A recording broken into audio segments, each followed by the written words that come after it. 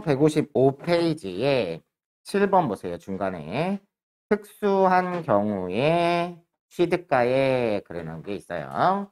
자, 그래서 1번 보시면 국공채 등을 불가피하게 매입하는 경우 이런 얘기가 나와 있는데 여러분들 혹시 차 구입을 해보셨나요? 여러분 차 사면 뭐 웬만하면 영업사원들이 다 알아서 해주긴 하지만 차를 사면 공채를 사야 되는 거 알고 계세요? 서울 지역은요, 필수적으로 차를 살 때 지하철 공채라는 걸 사야 돼요.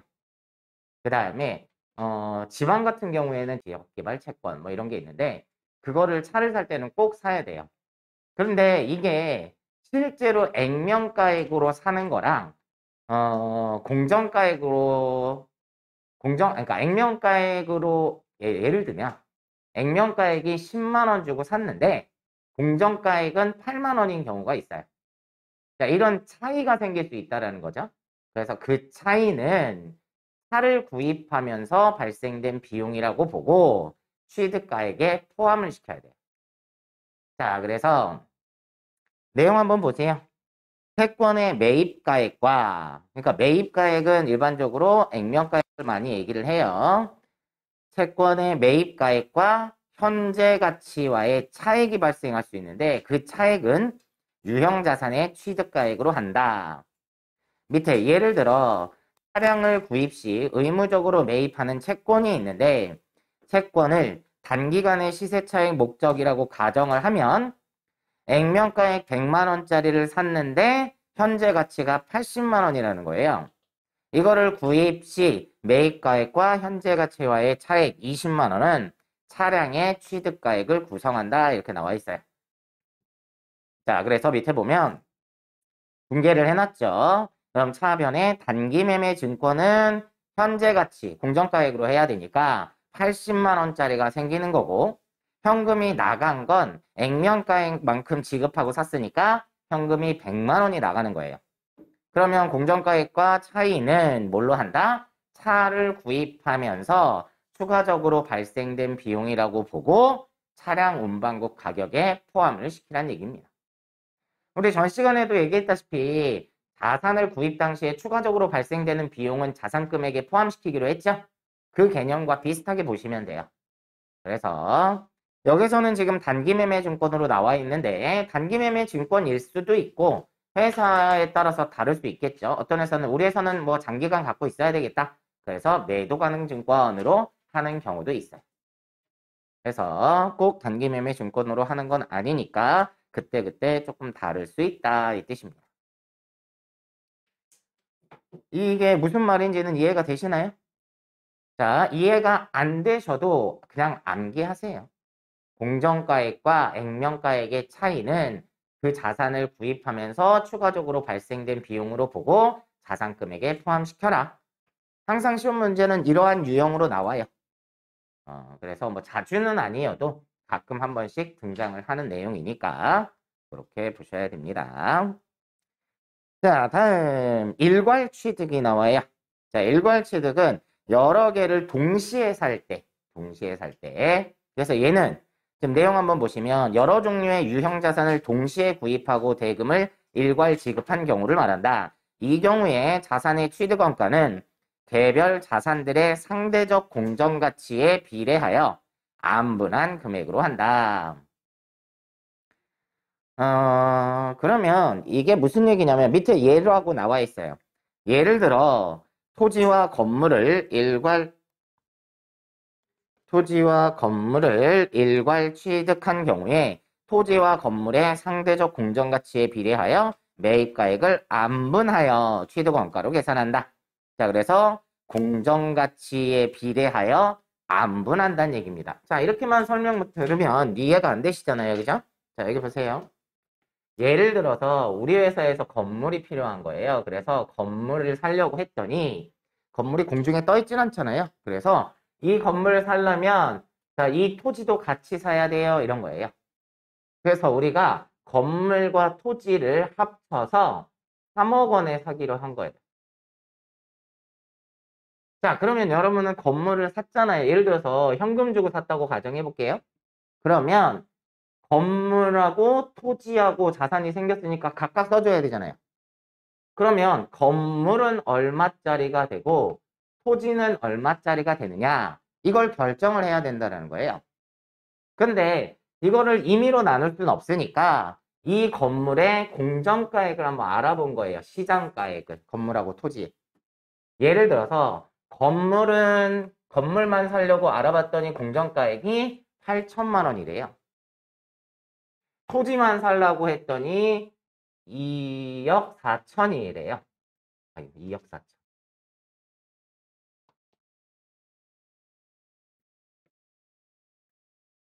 자, 그런데 그거를 지금 우리가 3억 원에 동시에 사버리는 거란 말이에요. 그러면 건물 가격은 공정가치에 의해서 뭐 해라? 안분 계산해라 그랬으니까 건물 가격은 어떻게 계산해야 되냐면 3억 원 곱하기 걔네를 다 합치면 얼마가 되죠? 3억 2천이 되죠? 3억 2천 분의 건물에 해당하는 건 8천이죠? 8천만 원. 이렇게 계산을 해서 건물 가격을 결정하라는 얘기예요. 시장가치, 공정가치에 따른 안분 계산이라는 걸 해줘야 돼. 그러면 얼마가 되죠? 자, 그래서 건물의 가격은 얼마가 돼요? 7,500만 원이 된다라는 얘기고 그 다음에 토지 가격은 얼마가 돼야 된다라는 거예요. 그러면 토지는 똑같이 3억에 대해서 곱하기 3억 2천 중에 2억 4천에 해당하는 금액. 그러면 얘가 얼마가 되죠? 2억 2,500이 되나요? 되셨나요? 자, 이렇게 안분 계산하라는 겁니다. 그럼 분기할 때 건물은 7,500만 원이 되는 거고 토지가 2억 2,500이 되니까 이거를 현금 3억이 나갔다. 이렇게 하시라는 얘기. 자, 그게 지금 무슨 얘기예요? 상대적 공정가치에 비례하여 안분 계산한다 이런 뜻입니다. 자, 그 다음에 이런 경우도 또 있을 수 있다는 거예요. 넘어가셔서 자, 우리가 토지를 사려고 했어요. 토지를 사려고 했는데 그 위에 쓸데없는 건물이 얹혀져 있는 거야. 근데 우리는 이 건물이 필요가 없단 말이에요. 그래서 이 건물을 철거를 할 거야. 그러면 이 건물을 철거하면 철거비가 발생할 수 있겠죠? 그럼 철거비는 어떻게 회계 처리할 거냐? 철거비는 지금 내가 땅을 샀는데 땅을 쓰려고 하는 거잖아요. 그 위에 쓸데없는 건물이 얹혀져 있는 거니까 이 철거비는 어떻게 한다? 토지를 취득하면서 발생되는 비용이라고 보는 거예요. 그래서 토지 가격에 포함을 시켜야 됩니다. 자, 그래서 그 156페이지 위쪽에 보시면 취득 후에 철거한 경우에 자, 앞에서부터 나와 있겠네요. 토지 155페이지 밑에 토지만 사용할 목적으로 토지와 건물을 일괄하여 취득 후 철거한 경우에 토지만을 사용할 목적으로 취득하였기 때문에 일괄 취득과액과 철거 비용은 토지의 취득 원가로 회계 처리해야 된다 이 뜻입니다. 자, 그 다음에 밑에 철거 비용 그래갖고 나온 게 보이는데 타인 소유 건물 취득 후에 철거를 하면 목적이 토지 사용 목적이라면 토지의 취득 원가에다가 포함을 시키란 얘기고 자, 옆에 보세요. 이건 설명은 안 나와 있는데 자, 자가 건물 철거 시 건물 가치가 상실되는 목적이라서 영업의 비용으로 처리한다 이렇게 나와 있는데 자, 여기 보세요. 이게 무슨 얘기냐면 우리 회사에서 사용하던 건물이 있었어요. 그래서 이 건물이 너무 노후해서 이 건물을 철거를 하고 새 건물을 짓기로 한 거예요. 자, 그러면 우리가 기존에 있던 건물을 철거를 하면 또 철거비가 발생할 수 있겠죠. 그런 경우를 얘기를 해요. 그래서 만약에 자, 우리 회사에서 건물이 예를 들어서 1억짜리 건물이 있었어요. 자, 우리 전 시간에 배운 거 이 건물을 계속 사용을 했단 말이에요. 그러면 감가상각을 해야 되죠? 그럼 감가상각한 것들이 계속 누적이 돼 있겠죠? 자, 그래서 이 건물에 대한 감가상각 누계액이 예를 들어서 9,600만 원어치는 사용을 한 거예요.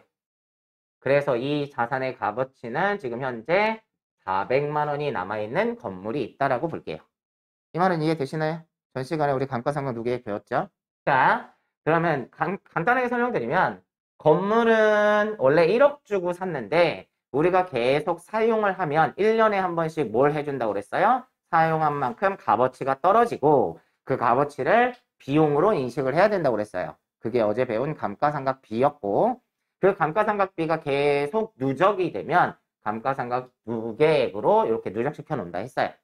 자, 이 얘기였고 그러면 이 건물을 이제 철거를 할 건데 철거를 하면서 철거비가 100만 원이 나왔다고 볼게요. 현금으로 줬다고 치고 그럼 보세요. 자, 일단 건물을 철거를 했으니까 건물이 없어지겠죠. 그래서 건물은 얼마짜리가 없어져요? 1억짜리가 없어져요. 자, 얘가 없어지면 얼마만큼 썼는지 기억할 필요 없다고 그랬죠? 그래서 얘가 무조건 같이 없어져야 돼요. 차변에 건물에 대한 감가상각 누계액이 9,600만 원 없어졌어요. 자, 이거를 처분하는 게 아니라 뭐 하고 있는 거예요? 철거하고 있는 거죠? 그럼 없어지니까 다 뭘로 해주면 돼요? 이 400만 원만큼을 다 뭘로 해주면 된다? 유형 자산 처분 손실로 하라는 얘기예요. 그냥 철거해서 없애버렸습니다. 근데 이거를 철거를 하면서 철거비가 발생을 해가지고 이걸 현금으로 철거비 100만 원을 준 거예요. 그러면 그렇지 않아도 손해가 났는데 철거비까지 줘야 되는 상황이니까 손실이 커진다 이 뜻입니다. 그래서 유형자산 처분 손실이 500만 원이 되는 거예요. 지금 표의 오른쪽에 자가건물 철거 시에 대한 얘기가 이 얘기를 하는 거예요. 자, 계속 볼까요? 그 내용이 지금 예제로 나와 있는 건데 예제는 밑에 나와 있네요. 요 설명이. 금액만 다르지 같은 설명이 나와 있어요. 다음 156페이지 3번에 보시면 이제 자가건설이라는 게 나와요. 우리 회사가 예를 들어서 건설회사야. 근데 우리 회사에서 사옥으로 사용할 거를 우리 회사에서 짓기로 한 거예요. 그러면 재료비나 인건비나 각종 경비들이 들어가겠죠. 그죠? 이런 것들을 다 뭘로 처리해 놨다가 건설 중인 자산으로 해놨다가 완성이 되면 건물로 대체를 해주시면 됩니다. 어제 우리 건설 중인 자산에 대해서 설명을 드릴 때 이건 외부에서 그러니까 똑같아요. 회계 처리 방식은 외부에다 맡겨서 건물을 짓든 우리 회사에서 자체적으로 짓든 계속 건물을 짓기 위해 들어가는 돈들은 다 뭘로 해놨다가 건설 중인 자산으로 해놨다가 완성이 되면 건설 중인 자산을 없애고 건물로 대체를 해주면 돼요. 다음 4번 무상취득이 나와요. 자, 밑에 보시면 유형자산을 주주나 국가 등으로부터 무상으로 취득한 경우에는 취득한 자산의 공정가치를 취득 원가로 하고 이를 자산 수준이익이라고 처리한다 이렇게 나오는데 그런 경우 있어요. 가끔 우리 회사가 너무 힘든 거야. 근데 우리 회사 대주주가 야 니네 회사 너무 지금 힘들지? 자 그럼 이거 내 건물인데 이거 넣었어? 그러면서 회사에다가 그냥 무상으로 주는 경우가 있어요. 자 그러면 자 일단 나는 건물이 생긴 거야. 건물이 생겼으니까 회계 처리해야 되잖아요. 자산이 증가했으니까. 그럼 예를 들어서 건물이 생겼다. 이렇게 분개를 하는데 이런 경우가 있어요. 대주주가 이 건물을 주면서 야 이거 내가 이 건물 살 때 1억 주고 산 거야. 근데 그냥 너 줄게 써. 그러면 회사에다 그냥 준 거예요. 그러면 회사의 입장에서는 주주가 1억 주고 샀다고 하니까 이 건물이 1억짜리가 된다. 이렇게 하시면 안 된다는 거예요. 항상 그래요. 취득할 당시에 이 건물이 공정가액이 얼마인지를 알아봐야 돼요. 자, 회사에서는 회계 처리를 할 때, 자, 이 말 잘 기억하세요. 조금 이따 또 나올 텐데, 회사는 남의 말을 잘 안 들어요. 남의 말을 잘 안 듣고 그냥 본인이 확인을 해요. 그래서 대주주가 건물을 이거 1억 주고 산 거야 라고 나한테 얘기를 하고 줬지만 회사는 이게 생긴 날, 취득한 날 공정가액을 알아봐야 돼요. 그래서 그 알아본 공정가액으로 취득원가를 구성한다는 거예요. 지금 그 얘기가 그 얘기예요. 취득한 자산의 공정가치를 취득원가로 한다. 자, 중요한 말입니다. 이거 뒤에서 또 나와요. 자주 나와요. 그래서 대주주가 나한테 이걸 1억 주고 산 건데 넣었어. 그러고 줬어도 나는 공정가액을 알아봐야 돼요. 공정가액을 알아봤더니 건물이 예를 들어서 1억 2천이라는 거예요. 그러면 나는 1억 2천짜리 건물이 생기는 겁니다. 되셨나요? 그런데 이게 왜 생겼어요? 그냥 얻었잖아요. 그죠? 여러분들 누가 여러분한테 건물을 주면 개이득이죠. 그죠? 자, 그래서 회사도 수익이 발생한다라는 거예요. 그냥 얻었으니까. 그래서 뭐라고 해요? 얘를 자산을 증여받았다는 거예요. 자산을 그냥 증여받아서 생긴 이익이다. 그래서 자산 수증이익이라는 개정 과목을 사용합니다. 그래서 얘는 영업활동하고 관련 없이 그냥 생긴 거니까 뭐라고 하는 거예요? 영업 외 수익이라고 얘기한다는 거죠. 자, 다음 넘어가 보시면 157페이지에 현물 출자. 자, 현물 출자는 원래 우리 회사에다가 다른 사람이 투자를 하고 싶대요. 그럼 어떻게 해야 돼요? 우리 회사 주식을 돈 주고 사야 되잖아요. 그죠?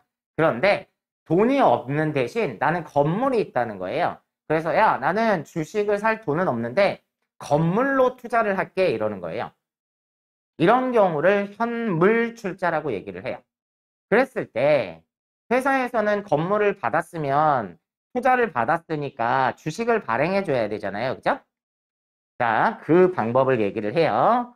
자, 내용 보세요. 현물 출자란 기업이 유형자산을 취득하면서 그 대가로 회사의 주식을 발행하여 지급하는 경우를 말한다. 유형자산의 취득원가는 발행 주식의 공정가치로 하며 시가가 불분명시 유형자산의 공정가치와 발행한 주식의 공정가치 중에 보다 명확한 것으로 한다. 자, 말이 좀 어려운데. 자, 일단 이게 무슨 얘기냐면요. 보세요. 이게 두 가지, 그러니까 아까 그 내용인데, 다른 사람이 우리 회사에다가 건물을 투자를 하고 내가 주식을 발행해 준다라고 볼 수도 있고, 또 하나는 회사에서 건물을 사고 싶어. 근데 돈은 없는 거야. 그래서 대신에 대가로 우리 회사 주식을 발행해 주는 경우도 될 수 있다는 거예요. 말만 다르지 같은 얘기죠. 그래서 유형자산을 취득하면서 돈을 주지 않고 우리 회사 주식을 발행해 주는 경우예요. 그러면 자, 내가 건물이 생겼는데 건물을 샀는데 회사에서 주식을 발행해 주는 거예요. 그러면 회사의 입장에서는 주식을 발행하면 뭐가 늘어난다고요? 자본금이 늘어나는 거예요. 자, 이것도 아직 여러분이 자본을 안 배우셔서 조금 애매하긴 한데요. 자, 건물을 사면서 주식을 발행해 주면 회사에서는 자본금이 늘어납니다. 자, 그랬을 때 이 건물의 가격을 얼마로 할 거냐는 거예요. 이 건물의 취득원가는 내가 발행한 주식, 우리 회사 주식의 공정가치로 하는 거예요. 근데 내가 발행한 주식의 공정가치를 모르는 경우가 있을 수 있다는 거예요. 그러면 취득한 자산의 공정가액으로 하는 거고. 얘네 둘 다 공정가액이 불분명하다. 그러면 둘 중에 보다 명확한 것으로 한다 이 뜻이에요. 되셨나요? 그래서 첫 번째 기준은 무조건 우리 회사 기준이에요. 우리 회사 발행해서 지급한 우리 회사의 주식의 공정가액으로 하고 모르면 건물의 공정가액으로 하고 취득한 자산에 둘 다 모르겠다 그러면 둘 중에 보다 명확한 것으로 한다. 자, 이해만 하세요. 시험 문제 나올 때는 쉽게 나와요. 건물의 공정가액을 알려주든지 내가 발행한 주식의 공정가액을 알려주든지 둘 중에 하나를 알려줄 거니까 여러분은 크게 신경 안 쓰셔도 돼요. 자, 이번에는 교환에 의한 취득이 나와요. 교환에 의한 취득은 동종 자산 간의 교환이 있고요. 이종 자산 간의 교환이 있대요. 그래서 동종 간의 교환은 장부가액법을 사용하고요. 내용을 보시면 교환으로 받은 자산의 취득원가는 교환 시 제공한 자산의 장부가액으로 한다. 자, 여기 장부가액 잘 봐주세요. 이렇게 기억하셔야 돼요. 동종 간의 교환이면 장부가액이고 이종 간의 교환이면 공정가액이다. 자, 좀 이따 설명드릴 거예요. 자, 교환 손익이 발생하지 않는데요. 그럼 이종 간의 교환에서는 다른 종류의 자산과 교환하여 새로운 유형자산을 취득하는 경우에 유형자산의 취득원가는 교환을 위하여 제공한 자산의 공정가치로 하고 이때 교환 손익은 유형자산 처분 손실이나 이익으로 인식한다. 이렇게 나와 있네요. 무슨 말인지 하나도 모르겠죠? 자, 보세요. 설명을 드릴게요. 자, 이런 예를 한번 들어볼게요. 자, 우리 회사에 자동차가 하나 있어요. 근데 이 자동차는 우리가 취득할 때, 살 때 얼마 주고 산 거냐면, 취득원가는 1,000만 원 주고 샀어요. 근데 우리가 그동안 사용을 해가지고, 감가상각해서 누적시켜 놓은 게, 예를 들어서 600만 원어치를 사용을 한 거예요. 자, 그런데 내가 이거를 처분을 하려고 이제 중고시장에다 알아봤어요. 그랬더니 이거 지금 팔면 대략 500만 원은 받을 수 있을 것 같대요. 이거 지금 처분한다고 하면 이 자동차의 공정가액이 아직도 한 500만 원은 받을 수 있다라는 거예요. 자, 근데 우리 회사에서 이거를 쓸모가 없어서 처분을 하려고 했어요. 그랬더니 거래처 사장이 오더니 야, 너 저 차, 이게 예를 들어서 이게 화물차라고 해볼게요. 자, 이 화물차 필요 없어. 너 팔려고? 이거 팔려고? 야, 우리 회사에 승용차 있는데 우리 회사 승용차랑 바꿀래? 이러는 거예요. 그래서 그래, 너네 차랑 바꾸자. 그랬더니 이 거래처에서 그러는 거죠. 야, 이 우리 차는 우리 예를 들어서 승용차라고 하고요. 이 차는 얼마 주고 산 거냐면 2천만 원 주고 샀어. 근데 우리가 그동안 계속 써서 감가상각 누계액이 1,200만 원어치를 썼어. 그래서 우리도 팔려고 이거 알아봤거든. 그래서 공정가치를 알아봤더니 이거 아직 한 900은 받을 수 있대. 자, 근데 우리 이거 바꾸자 이러는 거예요. 그래서 회사에서는 그래 바꾸자. 그러면 자, 이제 차를 내보내고 차가 생기는 거예요. 그쵸?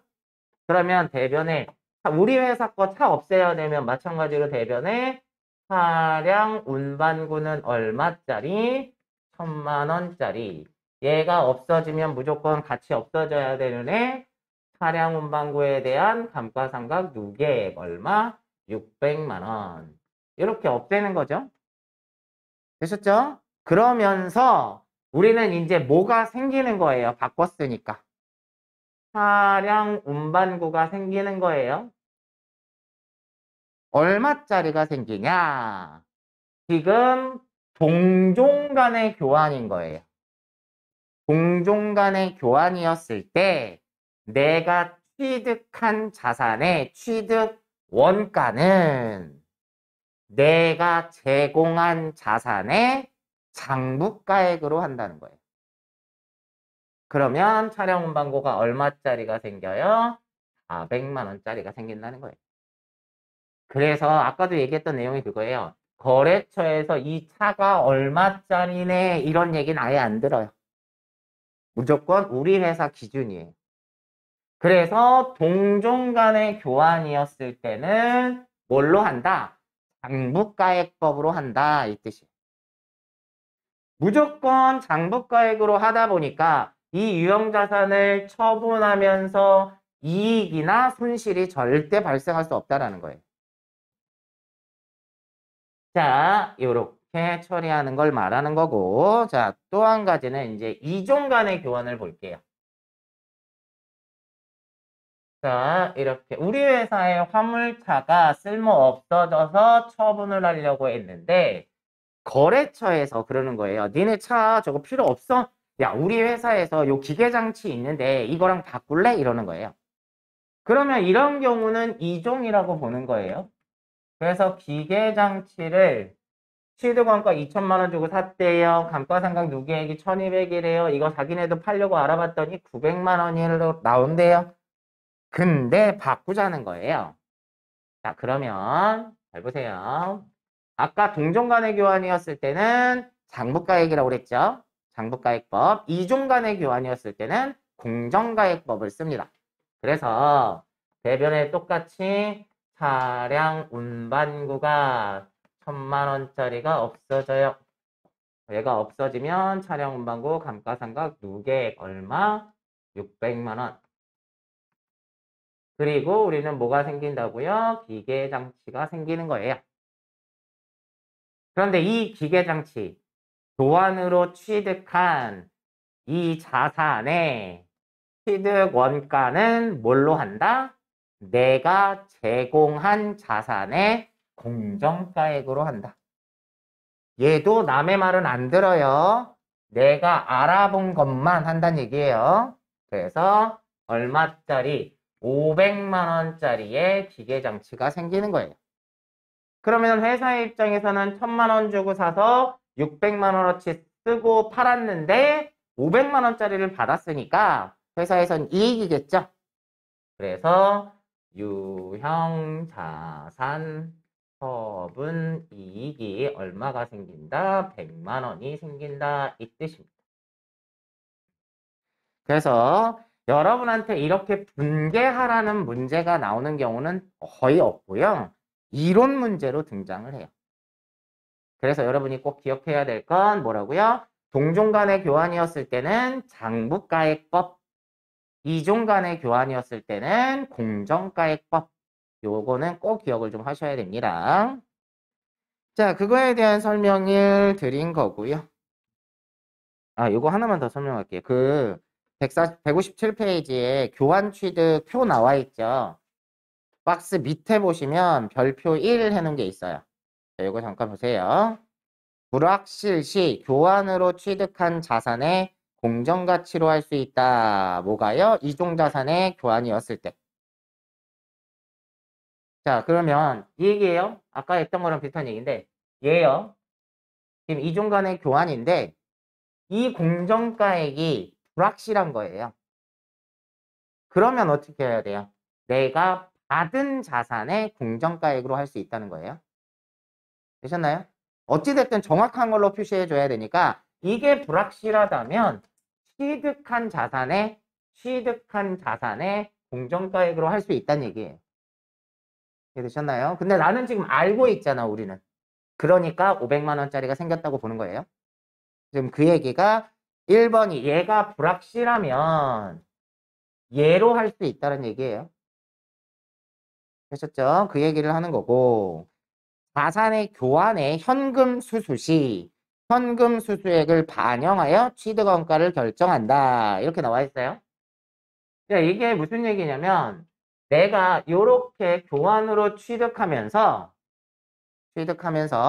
얘네한테 야, 뭐 좀 말이 안 되긴 하지만 예제를 그렇게 잡아서 내가 그러는 거예요. 야, 우리 게 더 비싸잖아. 현금 100만 원 더 줘. 이런 거예요. 현금 100만 원 더 줘. 이랬어요. 그랬더니 얘네가 알았어. 그러고 현금 100만 원을 더 준 거예요. 교환하면서. 그러면 현금이 들어오겠죠. 100만 원이. 그죠? 그만큼 자산의 금액이 줄어드는 겁니다.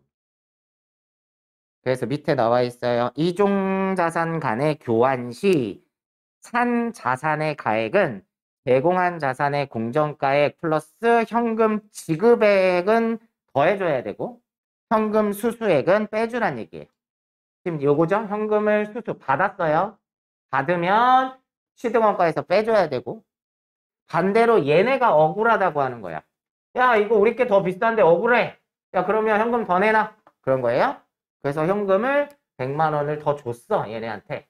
이런 상황이라면 이 금액만큼 유형자산의 금액이 올라가야 되죠. 그래서 600만 원이 돼야 되는 거예요. 되셨나요? 그래서 현금 수수가 같이 일어났을 때는 이렇게 회계 처리해야 된다. 이 얘기를 하는 겁니다.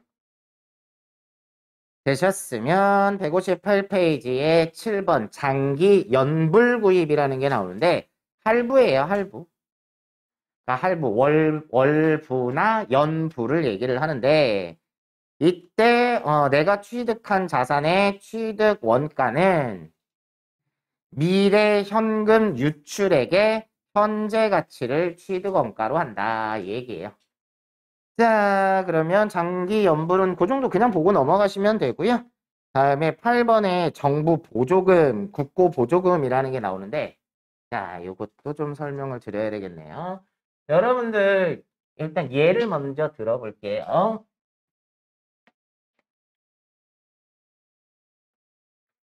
자, 이런 예를 하나 들어볼게요. 어떠한 우리 회사에서 기계장치를 하나 사려고 해요.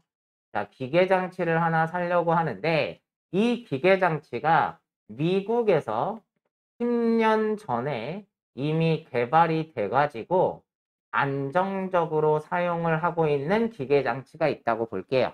근데 이 기계장치가 1억이에요. 근데 이번에 우리나라에서 이 똑같은 기계장치를 개발을 한 거예요. 그래서 이게 우리나라에서 만든 거고 올해 개발이 됐어요. 올해 개발이 돼가지고 올해 개발되다 보니까 아직 불안정하겠죠. 그런 기계장치가 있는데 이게 1억이에요. 그럼 여러분은 미국 거 살 거예요? 한국 거 살 거예요? 당연히 얘를 사겠죠. 똑같은 금액인데 이왕이면 안정적으로 돌아가는 걸 사야지. 그죠? 자, 그래서 이걸 사려고 했더니 우리나라에서 그러는 거예요. 정부에서 야, 그래도 우리나라 중소기업을 좀 살려주는 측면에서 그래도 우리나라 거 사는 게 좋지 않겠냐? 이런 거예요. 그럼 너 같으면 이거 사니? 안 사겠죠? 그래서 정부에서 이런 걸 대안을 내주는 거예요. 야, 만약에 그러면 혹시 네가 이거 안 사고 이거 사면 내가 2천만 원은 지원해 줄게 이런 거예요. 그러면 이거 살 수도 있겠죠? 2천만 원 꽁돈이 생기는 거니까. 자, 이렇게 예를 들면 이렇게 지원을 해주는 걸 정부 보조금이라고 한다는 거예요. 근데 이런 경우는요. 거의 대부분이 상환 의무가 없어요. 나중에 안 갚아도 되는 거예요. 근데 어떤 경우에는 나라에서 지원을 해주고 상환을 해야 되는 보조금도 있기는 있어요. 그러니까 빌려주는 개념이에요. 저리로. 자, 그래서 자, 국고보조금이 이런 겁니다. 내용 보세요. 자산 취득 시 국가로부터 보조금 상환 의무가 없는 경우에 수령한 경우 자산의 취득가액에서 차감하여 표시한다. 자, 그러면 이게 지금 전산회계 1급에서는 이렇게 간단하게 나오고 말아버리는데 세무 2급에 가면 분계 문제로도 등장하고 내용이 조금 더 내용을 알고 있어야 돼요. 그래서 설명을 좀 더 할게요.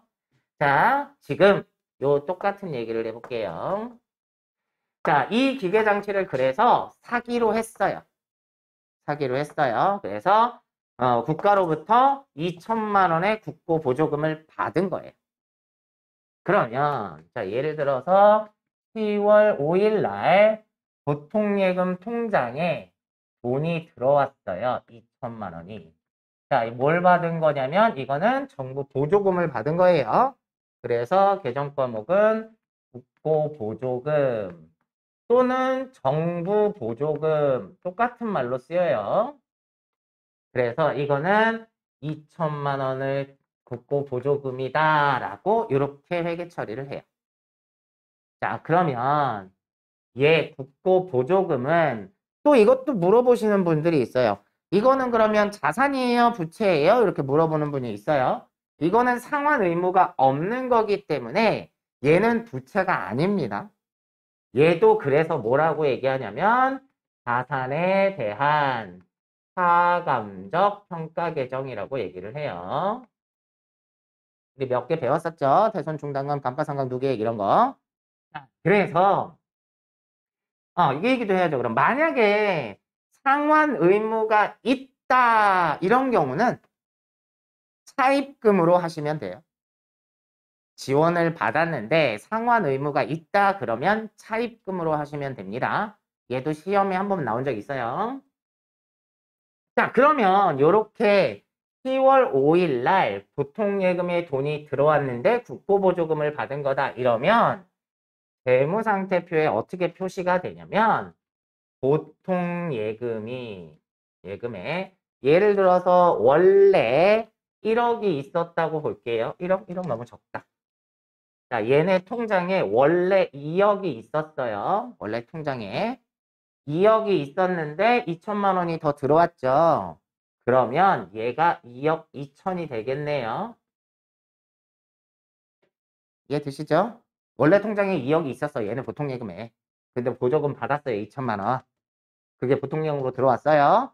근데 이 2천만 원은 우리 회사 돈 아니죠. 그래서 요 밑에다가 국고보조금이다. 그래서 2천만 원을 이렇게 빼요.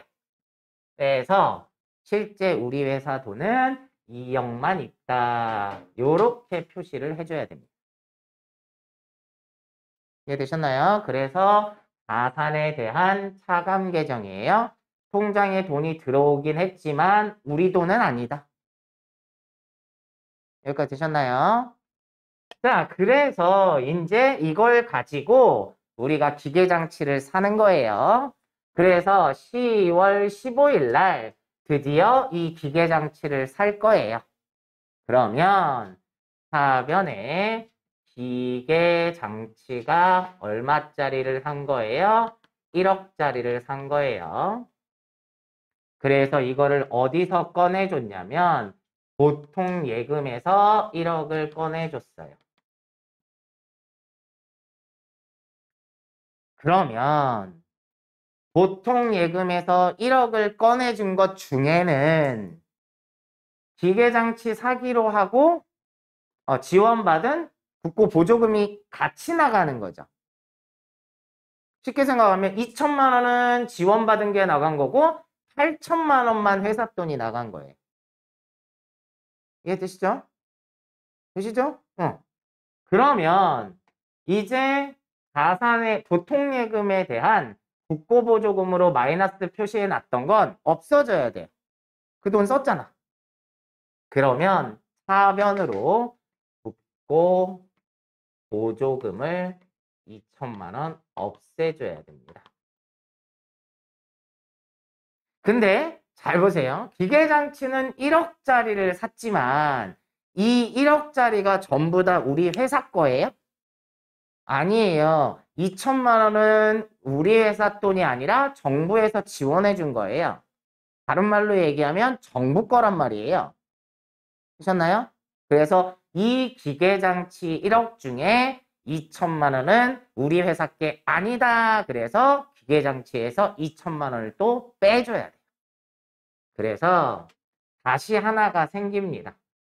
국고보조금으로 받은 거다. 2천만 원. 요게 하나가 생겨요. 이거는 보통 예금에 대한 차감적 평가 계정으로 하는 거고 얘는 기계장치에 대한 차감적 평가 계정이 생기는 거예요. 그래서 재무상태표에 표시될 때 어떻게 표시가 되냐면 자, 보통 예금 요렇게 있었던 건 없어져야죠, 이제. 그러면 이제 보통 예금에는 얼마가 들어 있어요? 1억 2천. 그리고 이제 우리는 기계장치가 생겼잖아요. 기계장치는 1억짜리가 생겼는데 이 기계장치 1억 중에는 우리 회사 게 아닌 게 있다라는 거예요. 그래서 아까 쟤처럼 똑같이 밑에다가 국고 보조금이다 이래서 2천만 원을 이렇게 표시를 해놔요. 그래서 우리 회사는 8천만 원만 우리 회사 거다. 이렇게 표시를 해줘야 됩니다. 자, 그래 놓고 자, 우리가 보조금을 받을 때는 조건이 있었겠죠? 따로 말은 안 했지만 이런 특별한 조건을 안 걸어 놓으면 그렇게 하는 사람도 있을 거 아니에요. 지원받아서 1억짜리를 산 다음에 2천만 원 지원받았는데 다른 사람한테 9천만 원에 팔았어, 기계장치를. 그럴 수도 있잖아요. 그럼 그러지 못하게 하게끔 예를 들어서 뭐 특별한 제약을 좀 두겠죠. 근데 그 일반적인 제약이 뭐냐면 너 이거 최소 몇 년은 써야 돼 라는 조건들을 걸겠죠. 그러면 회사의 입장에서는 이 국고보조금을 내용 연수 동안 처분하지 않고 예를 들어서 이 기계장치는 5년을 쓰기로 한 거예요. 그럼 5년에 걸쳐서 이 국고보조금을 계속 상각해서 없애줘야 됩니다. 자, 그래서 세무 2급에 가면 감가상각할 때 국고보조금 상각하는 문제도 나왔었어요. 그러면 1년에 얼마씩 400만 원씩 상각을 해주면 돼요. 결산에 우리 어제 했던 거 결산이 되면 감가상각을 하잖아요. 감가상각을 할 때랑 똑같이 걔도 상각을 시켜줘야 됩니다. 지금은 이 정도만 보시고요. 나중에 세무 2급에 가서 감가상각할 때 상각하는 문제도 한번 보여드리도록 할게요. 자, 이제 9번에 차입 원가. 얘를 다른 말로 금융 비용의 자본화다 이렇게 얘기를 하거든요. 자, 이게 무슨 얘기냐면 자, 예를 들어 볼게요. 우리 어제 건설 중인 자산 설명을 했는데 뭐 예를 들어서 자 10월 1일 날 우리가 건물을 짓기로 했어요. 그래서 건설업자한테 일단 계약금으로 1,000만 원을 줬다고 볼게요. 그럼 회사 입장에서는 뭘로 하라고 그랬었죠? 건설 중인 자산으로 해가지고 1,000만 원을 줬다. 뭐 보통 예금에서 꺼내서 줬다고 볼게요. 자, 1,000만 원. 자, 그리고 11월 10일 날 중도금을 주기로 한 거예요. 그래서 또 중도금으로 2천만 원을 줬어요. 그러면 또 똑같이 건설 중인 자산 2천만 원. 자, 이번에는 뭐 현금으로 줬다고 볼까요? 2천만 원. 자, 이제 우리가 얘네한테 마지막으로 잔금을 줘야 돼요. 잔금을 예를 들어서 3천만 원을 줘야 되는데 잔금을 줄 돈이 없는 거야. 그래서 은행에 가서 돈을 빌려왔어요.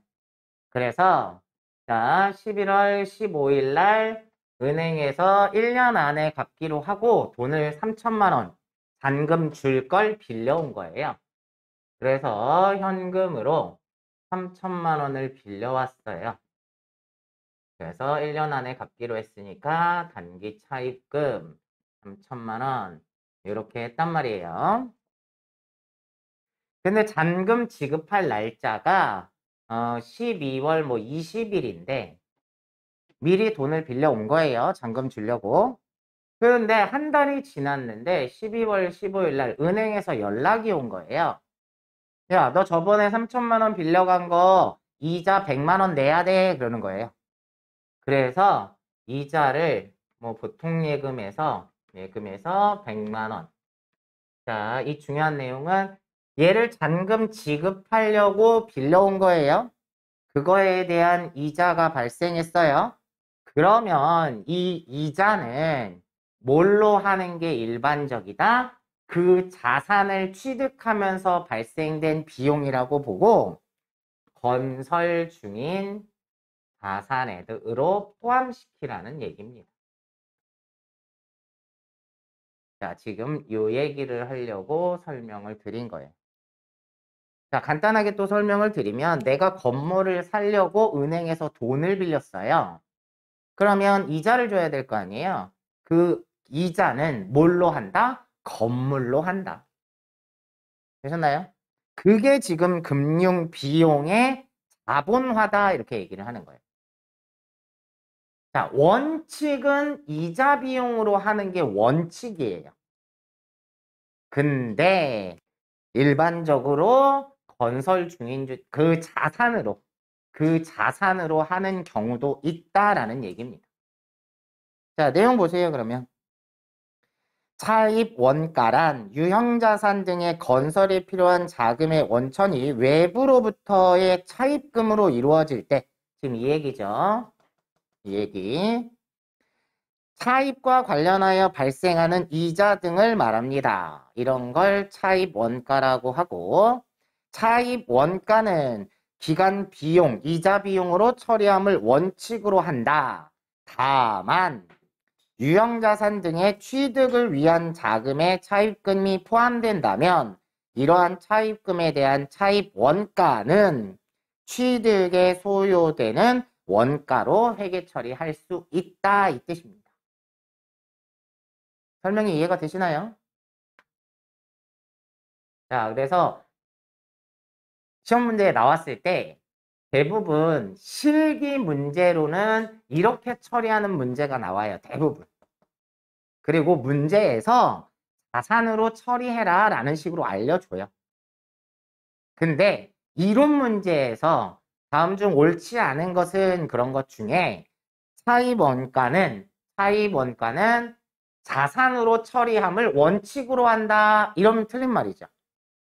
그런 식으로 문제가 나온 적이 있어요. 그래서 원래 차입원가는 이자 비용으로 함을 원칙으로 한다. 대신에 취득한 자산으로 할 수도 있다. 이 뜻이에요. 되셨나요? 그게 차입원가. 금융 비용을 자본화시킨다. 이 뜻입니다. 자, 여기까지 해서 우리가 유형 자산에 대해서 설명을 쭉 드렸고요. 또 연습 문제 풀면서 복습을 하도록 하죠.